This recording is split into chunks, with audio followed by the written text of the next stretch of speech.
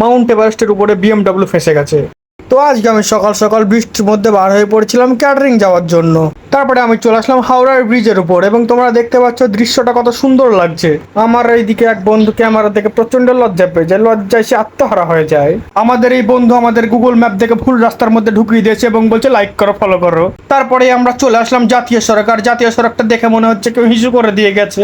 তারপরে মাউন্ট এভারেস্টের উচ্চতায় দেখছি একটি বিএমডব্লিউ ফেঁসে গেছে এবং আমরা সবাই বাহুবলীরা মিলে কাটাপ্পারা মিলে হাতে হাত লাগিয়ে বিএমডব্লিউটাকে ওখান থেকে তুলে সরিয়ে দিই। আমরা সমুদ্র বানাচ্ছি, রেড সিগন্যাল। তারপরে আমরা এসে খেয়ে নিলাম গরম গরম লুচি। তারপরে আমাদের এখানে কাজ শুরু হয়ে যায়। তারপরে আমরা সবাই স্পিড বোটে উঠে পড়ি। আমরা স্পিড বোটে ওঠার পর দেখছি কতগুলো কুমির একসঙ্গে পার হচ্ছে। তারপর একটু জুম করে দেখছি না কতগুলো গরু, এবং গরুর উপরে বসে আছে গরুর মালিক। আমরা বাড়ি যাই, তোমরা টুক করে like comment share and subscribe করে দাও।